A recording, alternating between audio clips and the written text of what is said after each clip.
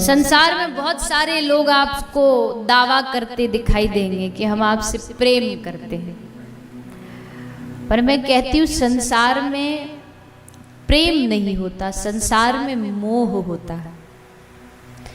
और प्रेम और मोह में क्या फर्क है?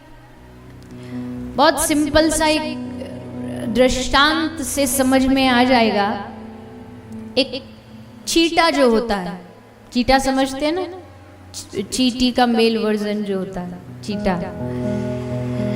तो एक चीटा जो होता है वो एक मिश्री के डले से चिपक जाता है उसको खाने के लिए, उसका रस लेने के लिए, और तुम उसको लाख हटाओ उससे वो हटेगा नहीं।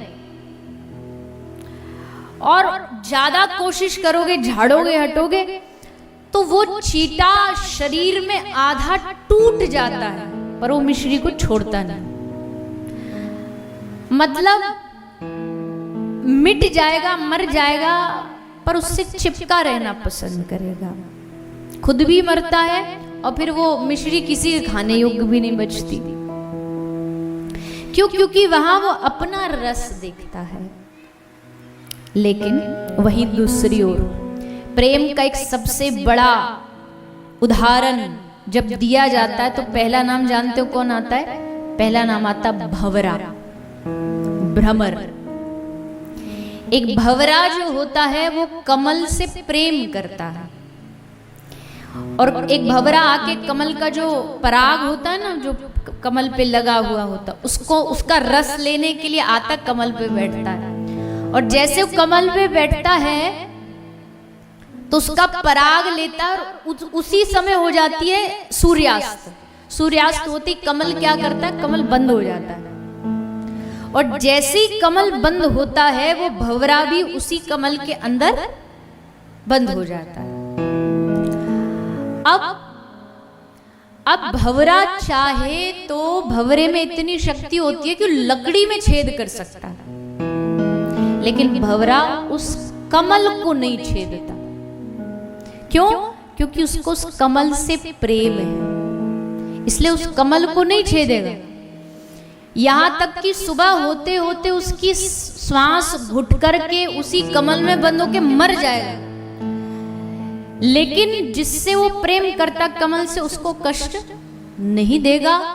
और यही भगवान का और भक्त का विशुद्ध प्रेम। भगवान को कष्ट न देने के लिए एक जो भगवान का प्रेमी होता, भगवान का भक्त, वो कुछ भी करेगा, भगवान को कभी कष्ट नहीं देगा। कष्ट मतलब कि बार बार अपने सुख के लिए भगवान को परेशान करना, अपनी मांग के लिए भगवान को परेशान करते रहना, अपनी इच्छा पूर्ति के लिए भगवान को परेशान करते रहना। ये जो मनोकामना मांगने वाला सिस्टम है ना, ये हमारे ब्रज में नहीं चलता। वहां कोई मनोकामना नहीं मांगी जाती, वहां कोई इच्छाएं नहीं रखी जाती। एक इच्छा रखी जाती है, ठाकुर जी मिल जाए बस, उनकी कृपा मिल जाए बस। और सारी दुनिया में आप देखो तो हर जगह लोग धागे बांधेंगे, कलावा बांधेंगे, फूल नारियल चढ़ा रहे हो, बड़ी अच्छी बात, पर उद्देश्य क्या है वो भी तो ध्यान रखना चाहिए। कहते हैं कि जब श्री राधा रानी प्रेम में उन्मत्त डूब जाती हैं तो उनको अपना नाम भी याद नहीं रहता कि मेरा नाम क्या है। उल्टा जब उद्धव आए थे श्री राधा रानी से मिलने और जब जाने लगे तो उद्धव जी ने राधा रानी से कहा कि आप कोई पत्र अगर भेजना चाहती हो कृष्ण को तो लिख के दे दो। तो पत्र लिखा राधा रानी ने। उद्धव ने सोचा मैं एक बार नजर डाल लूं। उद्धव जी ने पत्र खोला और पत्र खोलती पहली लाइन क्या लिखी थी? हे प्राण प्रिय श्री राधे तुम कहां चली गई? उद्धव ने बोला ये क्या पागलपन है, मतलब राधा ही पत्र लिख रही और अपने आप ही को लिख रही, मतलब राधा नाम मिट गया, अपना आपा मिटा दिया और सोच रही मैं कृष्ण हूं और मैं राधा के विरह में रो रहा हूं। ऐसा ये दिव्य श्री राधा रानी का और श्री श्याम सुंदर का प्रेम है। देह आकर्षण से परे है। इसलिए जब कभी कभी कोई अपने प्रेम की तुलना श्री राधा कृष्ण से करता ना, तो मुझे अंदर बड़ा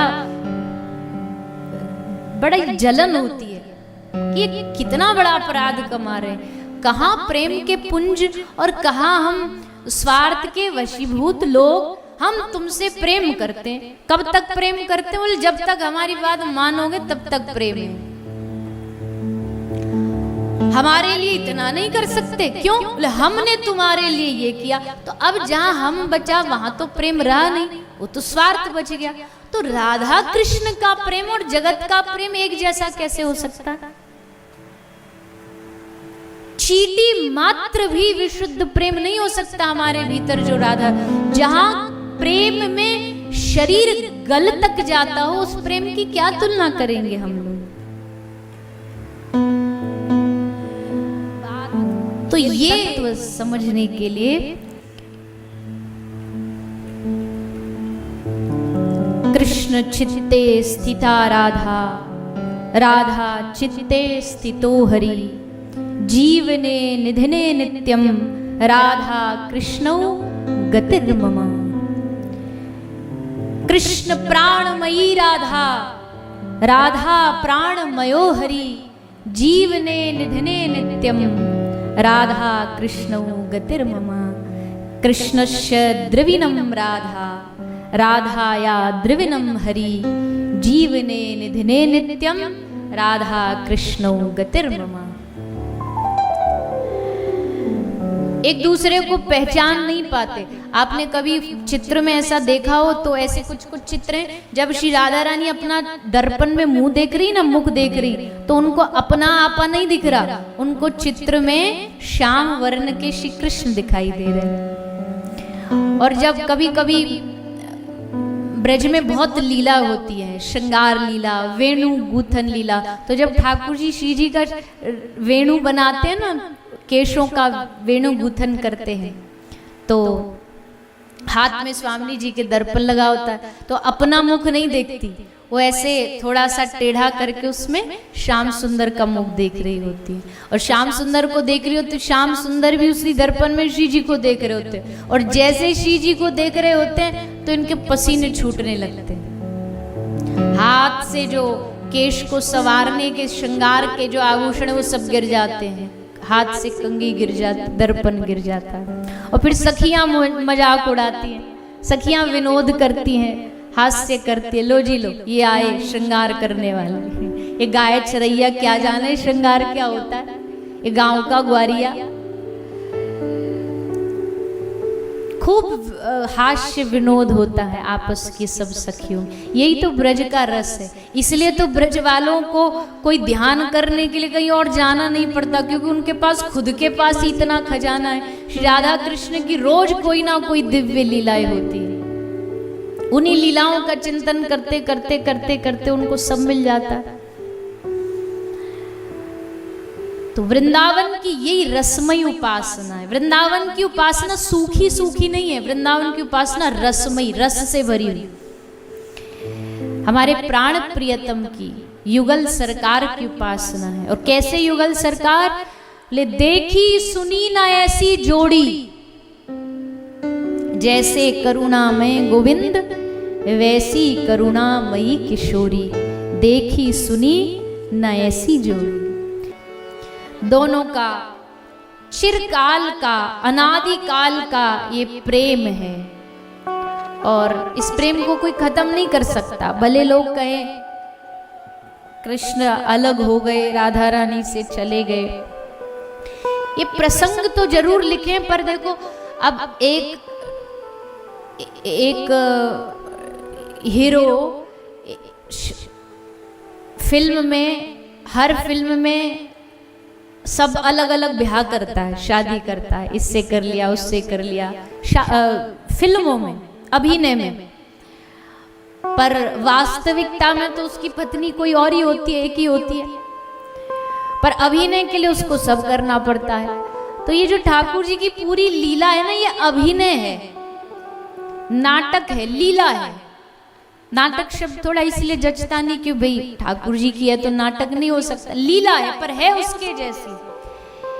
पर असल में जो मूल तत्व है वो श्री राधा रानी है। तो राधा रानी को तो कृष्ण छोड़ ही नहीं सकते, इसलिए ये जोड़ी चिरकाल की जोड़ी है। आज भी ये जोड़ी वृंदावन धाम में विराजमान है और जिन पर कृपा करते उनको ये दोनों जोड़ी मिलके दर्शन भी देती है। सूरदास जी को दिया, अब देखो आने को तो भगवान सूरदास को दर्शन देने ऐसे भी आ सकते थे कि आए, आकर के कहा कि सूर लो हम आ गए और दर्शन दे दें और फिर कहें वरदान मांग लो, पर इसमें मजा नहीं आता। तो भगवान ने बड़ा खेल रचा। एक कथा आपने एक दिन सुनी थी ना कि सूरदास जी ने ठाकुर जी का हाथ पकड़ा था, ठाकुर जी हाथ झटक के भग गए। तो जब हाथ झटक के भग गए तो सूरदास जी के पकड़ने के कारण ठाकुर जी के हाथ में निशान आ गया। तो ठाकुर जी जब राधा रानी के पास गए तो राधा रानी बोली, हे लालजू आपका ये हाथ ये कैसे निशान? ठाकुर जी बोले, पूछो मत, हमारे भक्त भी बड़े विचित्र विचित्र हैं। हाथ पकड़ के खींच करके हमको रोक रहा था तो गड़ गया, सो निशान बन गया। तो स्वामी जी बोली, अच्छा ऐसा कौन सा वक्त है, जरा हमें भी मिलवाओ उससे। अब ठाकुर जी भी तो बड़े चतुर है ना, स्वामी जी से कहते कि चलो सूरदास को दर्शन देने, तो एक प्रकार की आज्ञा हो गई राधा रानी को। ऐसी आज्ञा ठाकुर जी दे नहीं सकते राधा रानी को। तो उन्होंने ये पूरी भूमिका बनाई कि स्वामी जी खुद बोलेंगे कि मुझे ले चलो उसके पास। तो आ गए सूरदास के पास। सूरदास के पास आकर के ठाकुर जी ने कहा, देखो ये जो बैठा है ना ये अंधा, ये गिरिराज जी की तलेटी में वृक्षों के नीचे, हे श्री जी इसको अंधा मत समझना, बहुत चतुर है ये, और झपट्टा मारने में तो और भी ज्यादा चतुर है, दूरी रहना इससे। चतुर है तो स्वामी जी बोली, अगर ये हम इसके पास भी जाएंगे और देख लें भला ये पकड़ पाए तो इस अंधे को पता ही क्या चलेगा कि मैं सामने खड़ी हूं। ठाकुर जी मनी मन सोच रहे, पता तो हम लगवा देंगे। तो बड़े ही श्री राधा रानी सूरदास जी की तरफ, और सूर बेचारा अंधा रो रहा है, कब आओगे दर्शन देने, कब दर्शन दोगे? वो बैठे बैठे सूरदास जी रो रहे। ठाकुर जी ने कहा कि अरे बाबरे, हम जैसे तैसे पूरा भूमिका बना के इनको खींच के लेके आए और तू अब भी आंखें बंद करके ध्यान में मगन है। तो भगवान ने इशारा किया सूरदास को, जोर से बोल रहे हैं राधा रानी को, अरे स्वामी जी हमने बता दिया ना आपको, ये बहुत चतुर है, बड़ा चालाक है, इसके पास मत जाओ पकड़ लेगा। तो सूरदास जी को हिंट मिल गया कि ठाकुर जी हमको इशारा दे रहे हैं। एकदम चौकन्ने हो गए सूरदास जी, पर अब पता कैसे चले कि कहाँ खड़ी हैं। तो फिर ठाकुर जी ने इशारा दिया, अरे स्वामी जी इस चतुर व्यक्ति के पास मत जाओ, आप तो एकदम इसके सामने ही जाके खड़ी हो गई, जरा सा ये हाथ बढ़ाएगा तो आपके चरण इसके हाथ में आ जाएंगे। सूर बाबा समझ गए कि अब तो फाइनल वाला इशारा दे दिया है, सोई पकड़ा श्री जी के चरणों को, और जैसे श्री जी के चरणों को पकड़ा तो सतर्क हुई श्री राधा रानी और एकदम पीछे भागी। श्री जी तो पीछे भाग गई, पर श्री जी की नूपुर पायल सूरदास जी के हाथ में आ गई। सूर बाबा बड़े खुश हो गए, हमको अंधा समझते हो इसलिए तड़पा रहे हो, चलो कम से कम नूपुर पायली आ गई, भागते हुए भूत की लंगोटी काफी है। अब ये नहीं मिलेगी तो दूसरी जोड़ी खराब हो जाएगी, तो इसको लेने के लिए तो इनको आना पड़ेगा। और सचमुच श्री राधा रानी आई, बालिका का रूप बना के सूरदास को बोली, बाबा तो को एक पायल मिली का, मेरी पायल खो गई है, मेरी नूपुर खो गई है। सूरदास जी बोले, देखो लाली आजकल दुनिया में बड़ी ठगी चल रही है, हमको कहा पतो कि हमारे पास जो पायल है वो तुम्हारी है, तो एक ही बात प्रमाणित कर सकती है दूसरे पांव की पायल दिखाओ, नूपुर दिखाओ और ये वाली ले जाओ। स्वामिनी जी बोली हाँ लो। और जैसे स्वामिनी जी ने दूसरा चरण आगे किया तो सूर बाबा ने चरण पकड़ करके अपनी हृदय से लगा ली और खूब रोए कि हे स्वामिनी जी, अब की बार छोड़ के मत जाना, अब की बार मत भाग के जाना। एक बार कितनी बार इस अंधे को छोड़ छोड़ करके झटका मार मार के आप दोनों भागते रहोगे ऐसी, अब देरी मत करो, अब कृपा कर दो। तब श्री राधा रानी ने सूर के सर पर हाथ फेरा और हाथ फेरते ही सूर की आंखों में रोशनी आ गई। आंख खोली तो देखा सामने दोनों प्रिया प्रीतम खड़े हुए।